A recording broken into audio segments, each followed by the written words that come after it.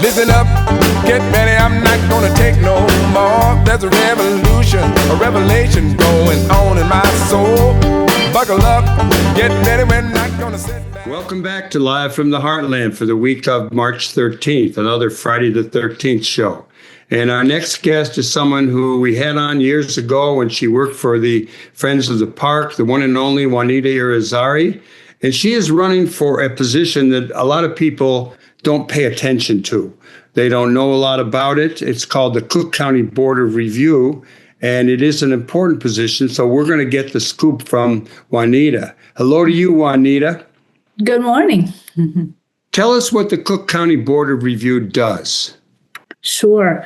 Yeah, the Board of Review is an obscure role, position that folks don't think about every day. But as folks are so outraged about skyrocketing property taxes and late property tax bills, people are paying more attention. The Board of Review is a place you can go to appeal your property tax bill, right? There are a couple different levels of opportunity around that. Maybe folks are more familiar with appealing their tax bill at the Board of Appeals, which is at the assessor level. And you have to do that during the time that your township is open. So there's a certain window when you could go to appeal at the Board of Appeals. But you can also appeal at the Board of Review if you missed that window, or even if you appealed there and didn't get what you like, you can still appeal at the Board of Review. So it's kind of the last opportunity that the average homeowner might go to. There are some other state level opportunities to appeal as well. But it's a county-wide commission that offers the opportunity to potentially get a lower tax bill. Why do you think this is such an important office, and why should people really pay attention to it? What are the ramifications of what goes on? Yeah. Well, in theory, the Board of Review is in part a check and balance to the assessor's office.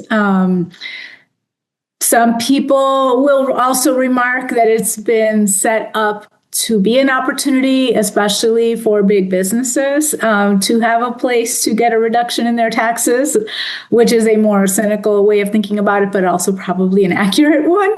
And these days, the Board of Review is so important because as we think about why our property tax bills are so high, there was a report in 2025 in May, came out of the Cook County Treasurer's Office that indicated that there were so many reductions in tax bills given to the super wealthy and big corporations that $2 billion worth of tax burden was shifted off the uber rich and onto the everyday homeowner, right? And the way taxes are done in Cook County, the county sets an amount of money it must bring in to meet its budget.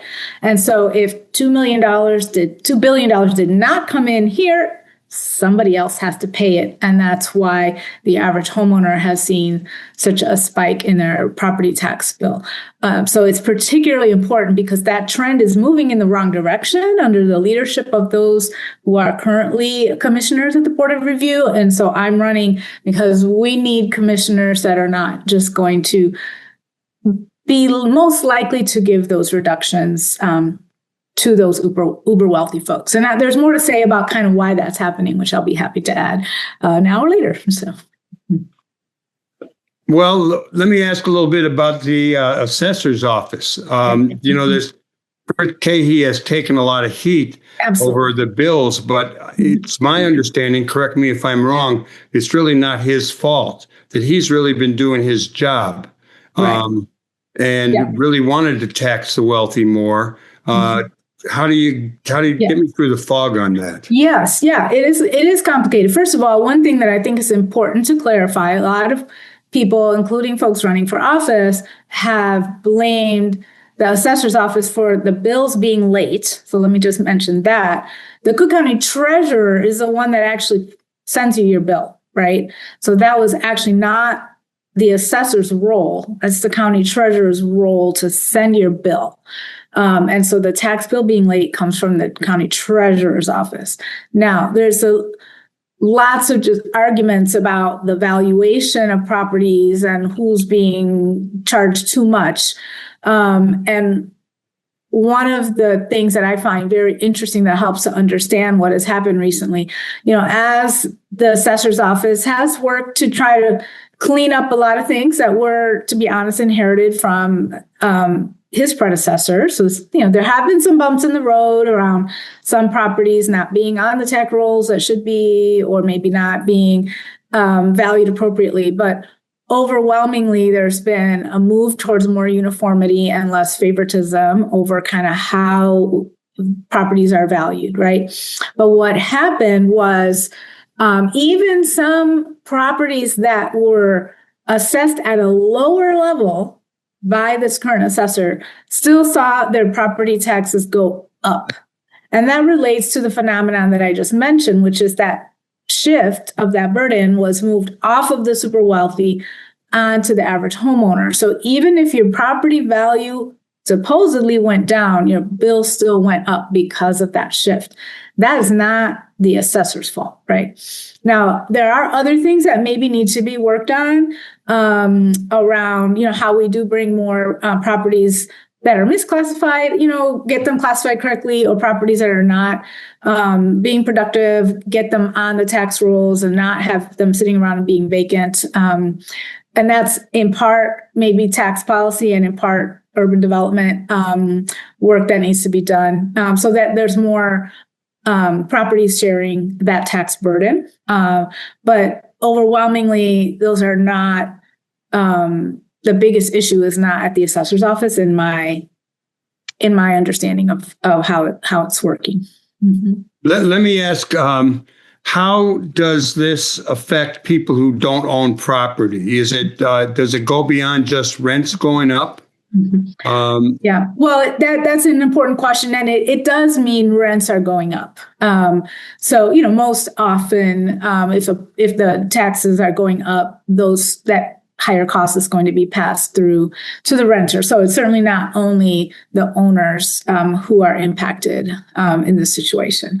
I think there are broader questions about how we deal with vacancies that impact the whole community, commercial strips, where it seems that folks leave things vacant because it's a better economic deal for them to leave them vacant rather than to develop them. And that, has a big societal impact that we all kind of bear the burden of. And that's where I'm also just interested in how we work to change that. While that may not be the day-to-day job of the Board of Review in terms of the mechanical things we would do day-to-day, I would be very excited about being part of working groups across different policymakers to work on those things. Yeah, I've always thought that you can get like a hardship for keeping a property vacant.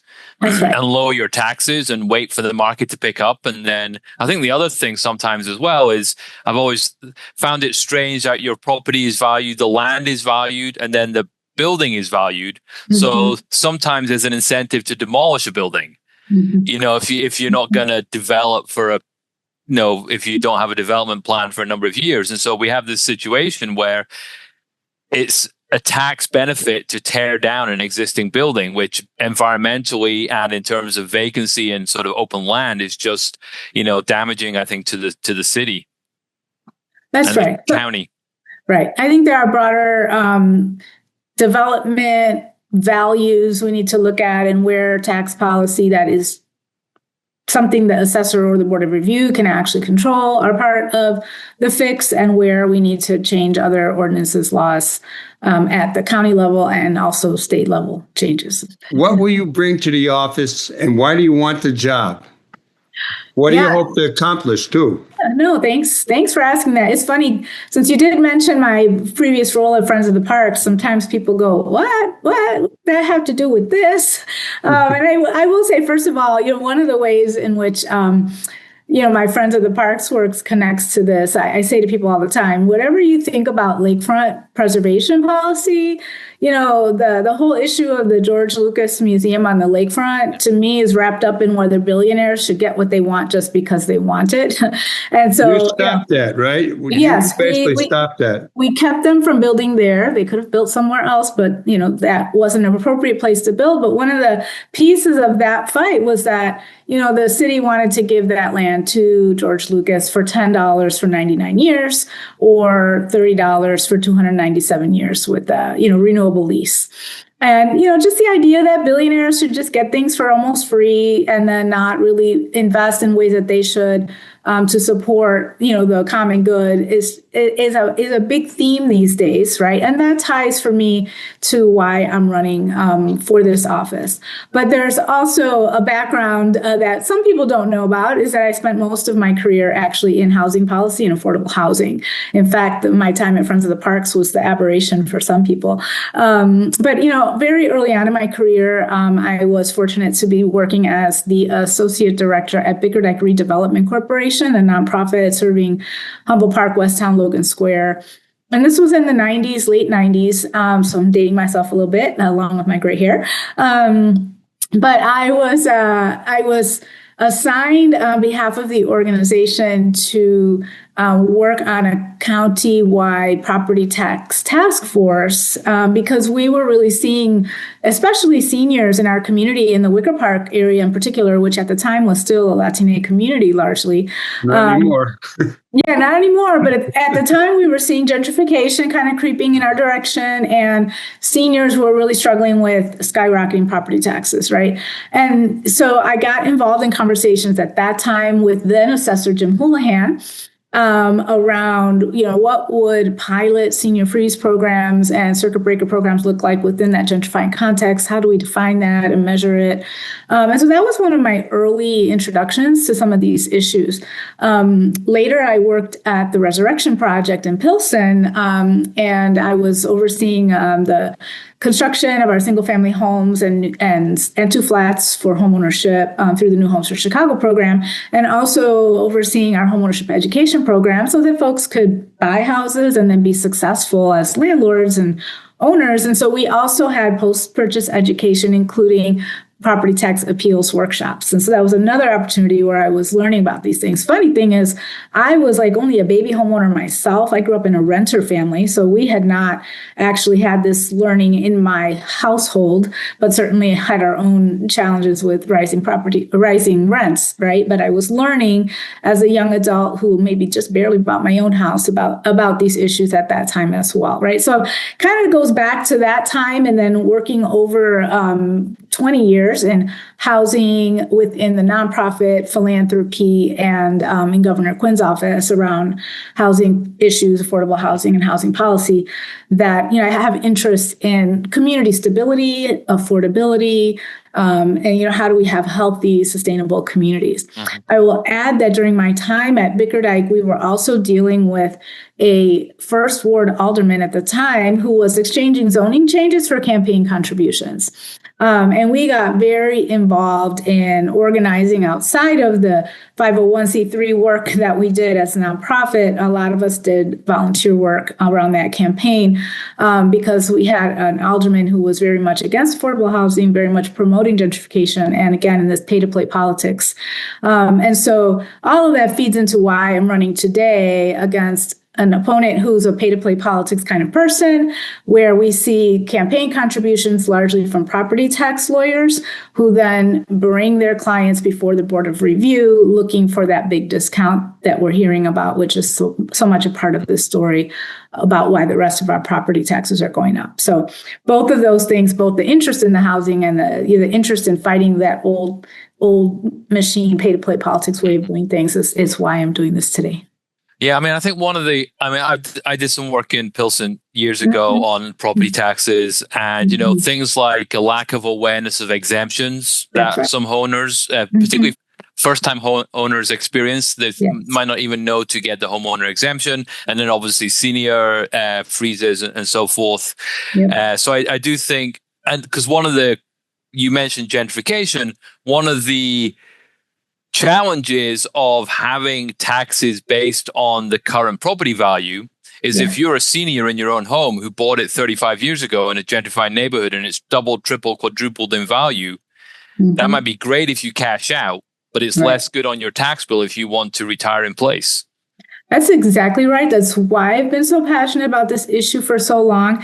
And now as I go around communities, I hear folks, even in places like Hoffman Estates. I was talking to a lady the other day, middle class family, but she's saying, hey, wait a minute, my property taxes have skyrocketed because of new development in the area, but I want to stay here. My grandkids are here. This is where I've established my sense of community, my support system, and I don't want to be forced to move. And just because I have equity in my home doesn't mean that I want to move on, right? And so it is also an issue that takes more than just working with the assessor's office on this, because it is state policy that requires assessments to be done the way they are done now, right? And it's a challenge because our incomes don't necessarily go up, and you don't even have to be a senior to not have an income that is growing, right? And so your property taxes go sky high, but your income is stable, or maybe it's not even as much as it used to be, right?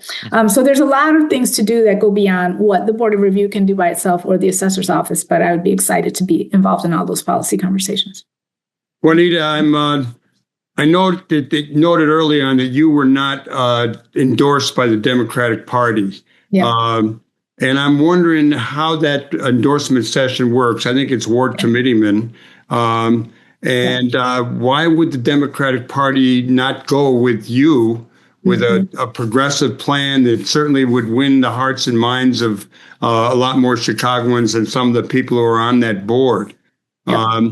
So talk a little bit about that endorsement process, and is there still a machine? What's its magnitude? And yes. Whatever. Yeah, so I will give them a break, sort of, but not fully. I actually did not try to get slated because I had not yet decided to run. I was taking care of my elderly mom, who has now passed away, and had not been willing yet to say that I would get in the race. And there was another woman who was maybe going to run, and so I was waiting to see what she would do. Also, most importantly, I was taking care of my mom, but she didn't show up for slating either. So only Mr. Cardenas showed up for slating. So there's that, right? But I do have questions about why the Democratic Party slates folks that people know are stuck in that one foot in the swamp place that we've had so much of in what people still refer to as Crook County. And I have had a lot of Democratic electeds, including committee people, go outside of the slating process and support me anyway, because they know it's time for change, right? So I would hope that in the future, the Democratic Party could grow in its willingness to challenge its own, even current electeds who probably need to be moved out to pasture because of their connections to corruption. Mm-hmm. Well, Juanita Irazarry, we wish you well. Will you tell our listeners and viewers how they can find out more about you? Absolutely. My website is juanitairazarry.com. Got to be able to spell my last name maybe to find that one. But it's pretty easy to Google. I should come right up. And, we still can use volunteers here in this last Get Out the Vote effort with phone banking and door knocking. And we can still use donations. We have some digital ads going out that we can always get out a little further with every little bit of money. So, yeah. Take a look and hopefully you'll join me. District 1 is what I'm running for. So only the folks that are in District 1 will see me on the ballot, but I will impact decisions countywide. So it's important to get involved. Thank you so much for joining us.